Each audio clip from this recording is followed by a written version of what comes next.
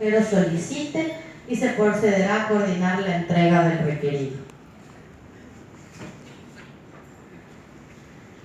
¿Qué quiere decir esto de presentar las garantías y coordinar la entrega del requerido? Si bien más adelante va a ser mucho más fácil entenderlo en el procedimiento de extradición pasiva, les adelanto que ningún país en el mundo concede la extradición de un ciudadano a otro país, nacional o extranjero, sin que el Estado requirente presente garantías básicas de derechos humanos, garantías de que se respetará el debido proceso, de que la persona no será sometida a tortura, tratos inhumanos, y que contará con la defensa de un abogado que represente sus intereses en el proceso, o en el caso de ser para el cumplimiento de sentencia, que la hará en un centro de rehabilitación social adecuado según su género, su edad, su religión, etc.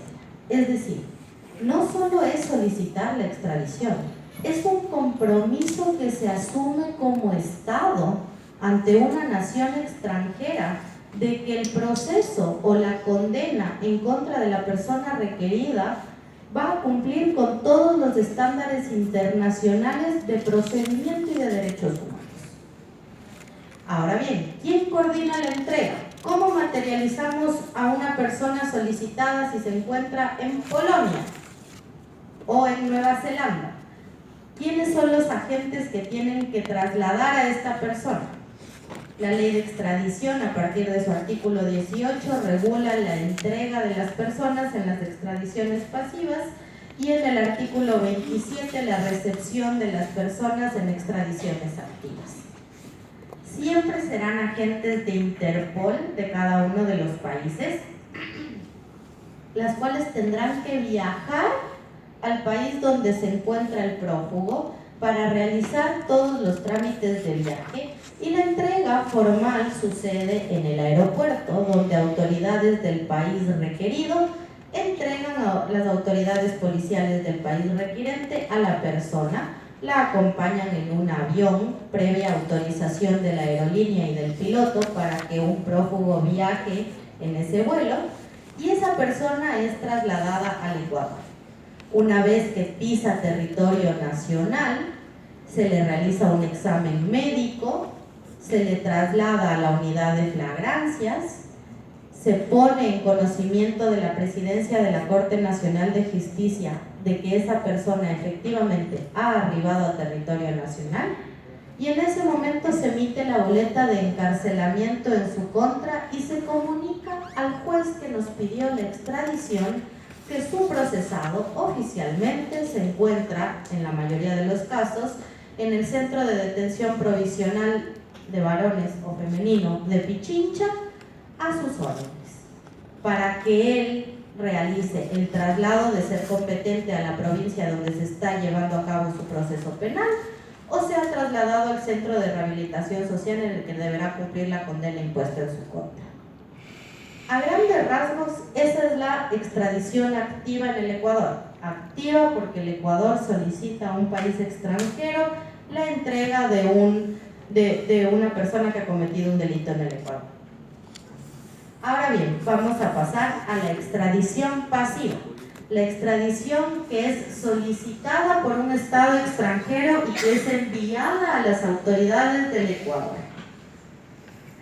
El Estado requirente, vamos a utilizar nuestro mismo ejemplo, pero de vuelta. El Estado requirente, en este caso Perú, envía por el canal diplomático la solicitud formal de extradición. ¿Cuál es el canal diplomático? El canal diplomático es el Ministerio de Relaciones Exteriores y de Movilidad Humana, no solo para las extradiciones, sino para todos los trámites de cooperación internacional, los exhortos, las repatriaciones, las deportaciones y demás. Es el Ministerio de Relaciones Exteriores y Movilidad Humana, en base al artículo número 10 de la Ley de Extradición, el que realiza un primer análisis de la solicitud enviada por el Estado extranjero. ¿Por qué tienen la competencia de realizar un primer análisis? Porque hacen un análisis de forma, más no de fondo. Tienen tienen que revisar que los documentos sean originales o sean copias certificadas. Tienen que revisar que los documentos estén traducidos oficialmente al idioma español. Tienen que revisar que el Estado extranjero haya adjuntado los requisitos básicos: la orden de prisión o la sentencia condenatoria, los datos de la persona a la cual están solicitando, la fotografía, las huellas, un resumen de los hechos y las leyes aplicables al caso. Porque para que la señora presidenta pueda analizar un caso de extradición, evidentemente tendrá que conocer el delito extranjero por el cual se le está acusando a esta persona. Para la recopilación de la documentación necesaria, la Cancillería, si evidencia que falta algún documento, directamente lo solicita a las autoridades del Estado requirente. Sin embargo, en muchos de los casos, ya en instancias de la señora presidenta de la Corte Nacional, es que se evidencia la falta de algún documento y se tiene que solicitar a través del Ministerio de Relaciones Exteriores al país requirente. ¿Qué es lo que analiza la Corte Nacional de Justicia cuando se le solicita una extradición?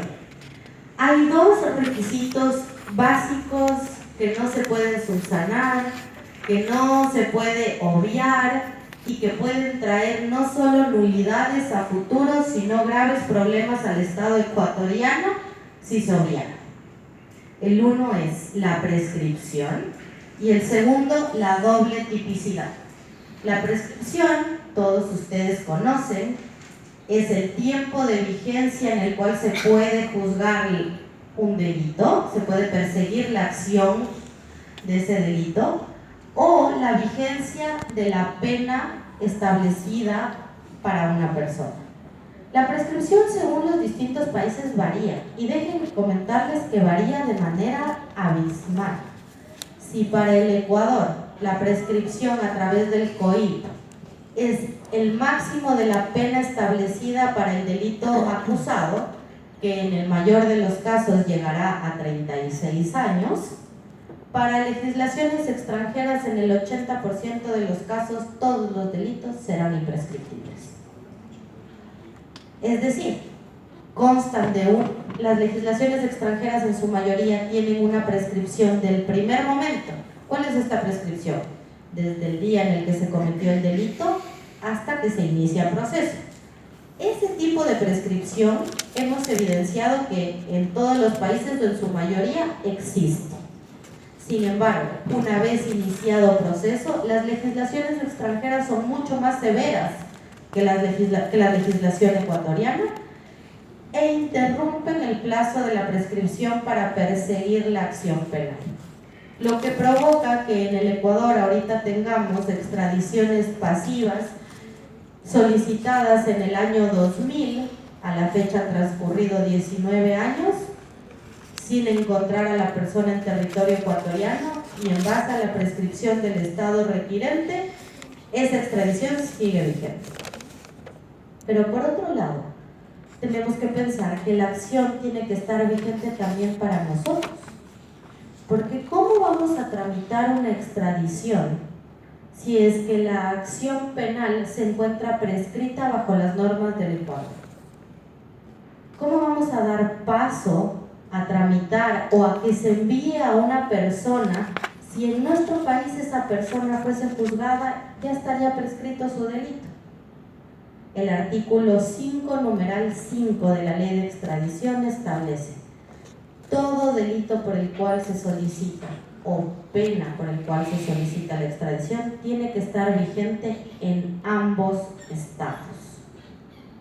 Hay que hacer un análisis previo y a raíz del cambio del ordenamiento jurídico que se dio en agosto del 2014, muchos de los casos hay que hacer un análisis en base al artículo 101 del Código Penal o en base al artículo correspondiente del COIP. Dependerá del momento en el que se realizaron los hechos o del momento en el que se inició el proceso. Una vez superada la prescripción, se cabe realizar el análisis de doble tipicidad.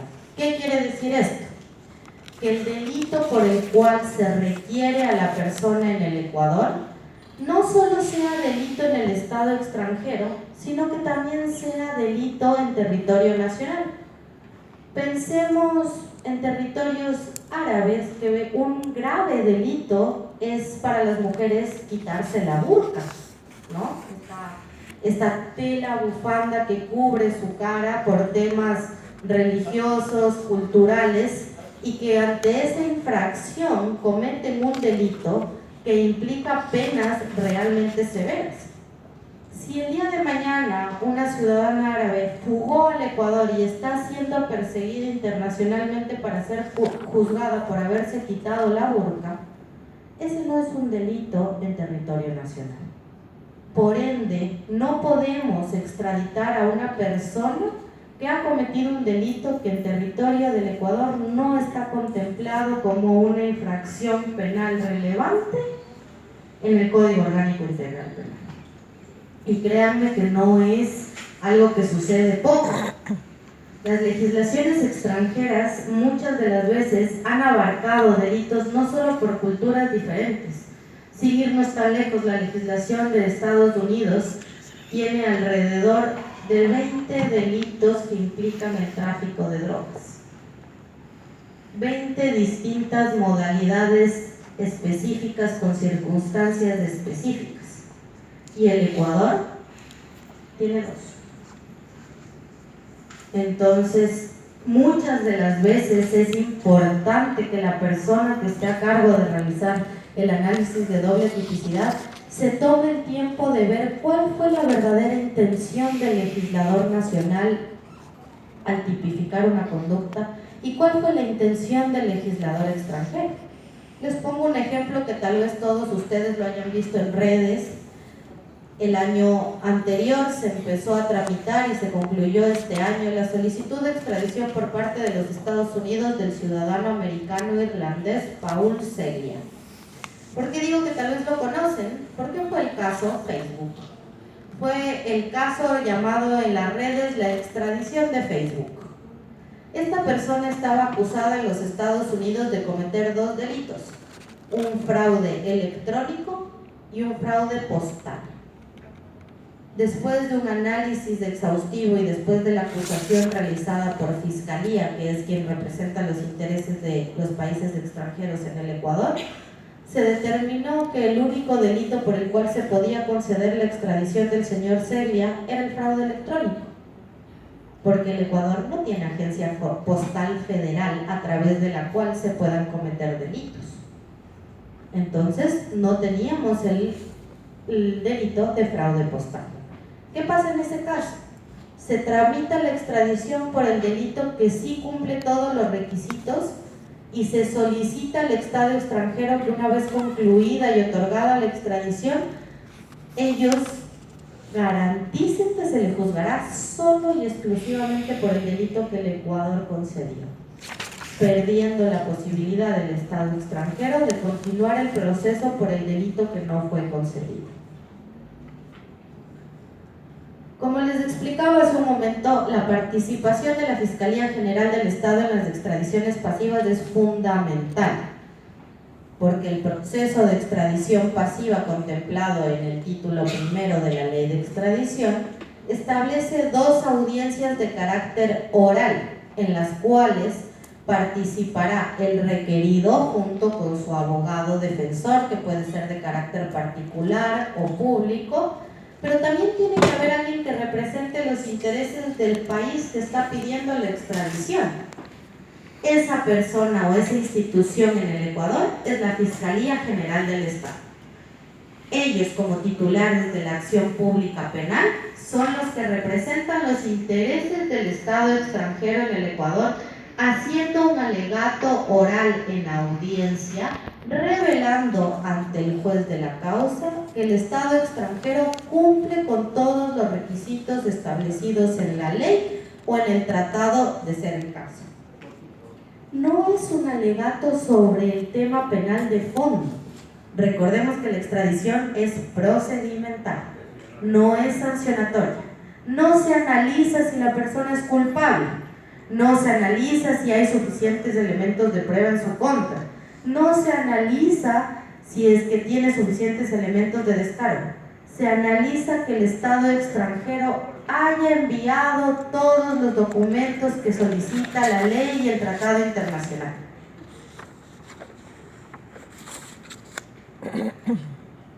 Una de las características de la competencia otorgada a la jueza que tramita las extradiciones es la posibilidad de emitir una orden de localización y captura de la persona que presumiblemente se encuentra en territorio nacional. Esta orden de localización y captura reviste las mismas cualidades de cualquier orden emitida en cualquier proceso ordinario de carácter penal. Se envía a través de oficio a las autoridades policiales a nivel nacional, a Interpol y a puntos de migración terrestre y aérea. Es importante tomar en cuenta que muchos países solicitan, incluido el Ecuador, que exista una notificación roja que facilite el dictaminar una orden de localización y captura en contra de un extranjero en territorio nacional. Porque la notificación roja es la orden de localización a nivel internacional. Existen distintos tipos de notificaciones según las necesidades del juez dentro del proceso. Existe notificación amarilla, existe notificación naranja, notificación púrpura, notificación roja. Algunas son simplemente para ubicar, para poder establecer una dirección y a través de eso establecer un posible exhorto, si fuera el caso, o una citación. Otras son para desaparecidos, para personas que se encuentran en una base de datos de menores desaparecidos. Otras son exclusivamente para delitos de personas que se cree que han sido víctimas de delitos de trata.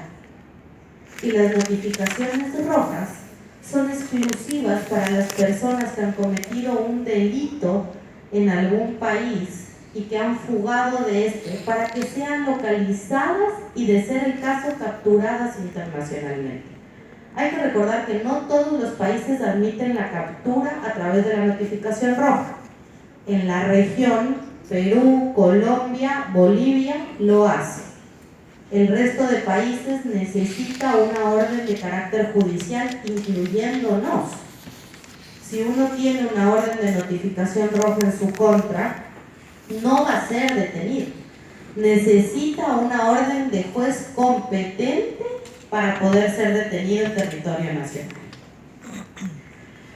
Para explicarles un poco el proceso de esta extradición pasiva, pasaré rápidamente por lo que son las dos audiencias del mismo.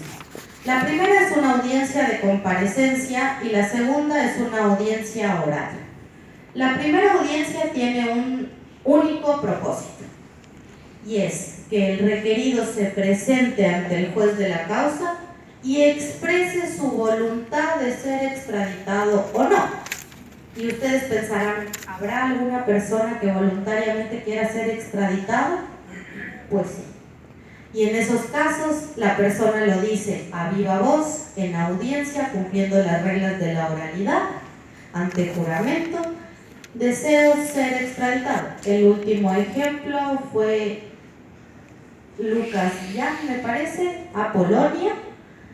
Un hombre que decidió enfrentar a la justicia de Polonia, evitándose todo el tiempo que iba a permanecer privado de la libertad en Ecuador mientras se resuelva su proceso, accedió a la extradición simplificada y, ante la voluntad del requerido, el juez no puede hacer más que ordenar su entrega.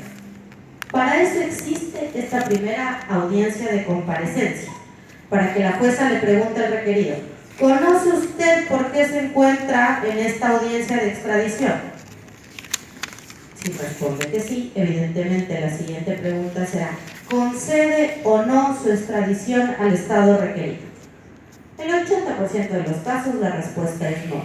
Y ante esa respuesta de no conceder en su extradición, es que oficialmente se apertura el proceso. Esta es la audiencia de comparecencia. En esta audiencia de comparecencia se presenta la resolución pertinente dentro de las 24 horas siguientes de celebrarla. Y evidentemente, al ser una resolución, ratifica o modifica la medida de prisión preventiva impuesta en contra del requerido. Ante esa medida cautelar, el requerido puede interponer recurso de apelación, pero exclusivamente ante la medida cautelar. No nos confundamos en creer que el recurso de apelación es para apelar la extradición, porque mal podría una persona apelar su propia decisión. Si él decidió no conceder la extradición y enfrentar el proceso de extradición pasiva en Ecuador, ¿cómo es que después apela de tal decisión? Solo puede apelar ante la medida cautelar de prisión preventiva en su contra, con todas las reglas que el COIP reviste. Si presentase los suficientes elementos de arraigo, podría eventualmente ser acreedor de una medida sustitutiva. Una vez celebrada la audiencia de comparecencia, notificada la resolución en 24 horas, la ley otorga un plazo de 15 días para que se señale día y hora para la audiencia de carácter oral. La audiencia de carácter oral, como les comenté antes, es una audiencia contradictoria en el cual la Fiscalía tiene que exponer sus alegatos de que el Estado requirente cumple con los requisitos necesarios para que sea concedida la extradición, y a su vez el abogado particular o defensor público del requerido tendrá que exponer sus alegatos de defensa diciendo que el Estado requirente no cumple con dichos requisitos. La defensa del requerido se vuelve inoficiosa cuando la persona intenta defender la causa penal, que muchas veces sucede en audiencia. Señora jueza, yo no soy culpable del delito de violación que me acusan porque no estuve ese día en ese lugar, en esas circunstancias. Lamentablemente, ese alegato no es fructífero para la extradición, porque la señora jueza no analiza si el señor es culpable o inocente. La única cosa que se analiza es que se cumplan los requisitos establecidos en la ley y en los tratados internacionales. En esta audiencia oral, aparte de escuchar a las partes, se puede emitir resolución en ese momento o la ley otorga un plazo de 3 días para que sea notificada a todos los sujetos procesales. A su vez, esto en aras de mantener las relaciones internacionales, se da la facultad de que intervenga un representante de la embajada del país requirente, en el cual podrá expresar distintos motivos por los cuales se solicita la extradición. De esta resolución, que es una sentencia, existe la posibilidad de interponer un recurso de apelación que será resuelto por un tribunal conformado por jueces de la Sala Penal de la Corte Nacional de Justicia. Si concluye el proceso en fase judicial, entra la intervención del órgano ejecutivo. Como les expliqué en un inicio, este proceso tiene 2 fases. La fase administrativa está en manos del señor presidente de la República, quien por sí mismo o a través del Ministerio de Gobierno puede conceder o denegar la entrega de la persona requerida. Sin embargo, tal facultad la tendrá exclusivamente cuando la sentencia en fase jurisdiccional sea positiva. Es decir, si el juez o jueza que está ejerciendo el cargo de presidente en la Corte Nacional de Justicia ha decidido conceder la extradición del requerido, es solo en ese caso que el presidente de la República tendrá la opción de concederla o negarla. Si por su parte ha sido negada en fase jurisdiccional, es la última instancia y esa decisión no es elevada al señor presidente de la República. Obviamente, igual que en las extradiciones activas que se solicita al Ecuador brinden garantías, el Ecuador también solicita el otorgamiento de garantías por parte de los estados extranjeros, en donde muchas veces nos vemos enfrentados a legislaciones que contemplan la cadena perpetua y en algunos de los casos la pena de muerte, en los cuales la extradición puede estar concedida, pero está condicionada que el Estado extranjero brinde la garantía de que no se le aplicará la cadena perpetua o la pena de muerte.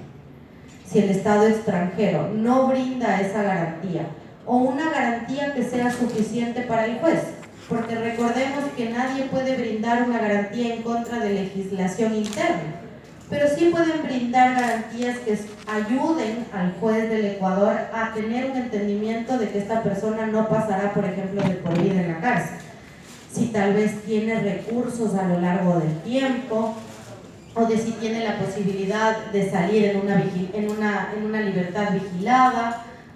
Hay distintas formas de poder brindar las garantías y se trata de no ser tajantes, salvo en todo lo que implica derechos humanos, pena de muerte, tratos inhumanos, tortura y demás, porque estamos tratando de que funcione un proceso con dos legislaciones totalmente ajenas, totalmente diferentes, en las cuales la intención es la misma, que no quede en impunidad el delito cometido por esta persona.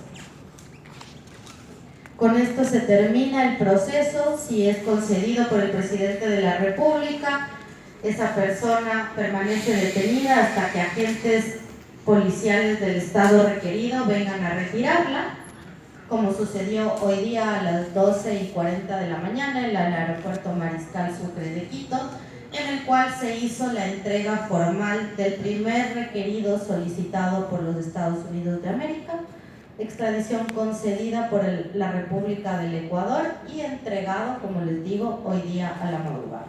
Primera extradición que se concreta entre ambos países en los últimos 20 años. Con esto agradezco su tiempo, su atención y espero poder haber sido lo suficientemente clara en este tema que es de suma importancia y que muchas veces no es abordado con la profundidad que necesita. Muchísimas gracias.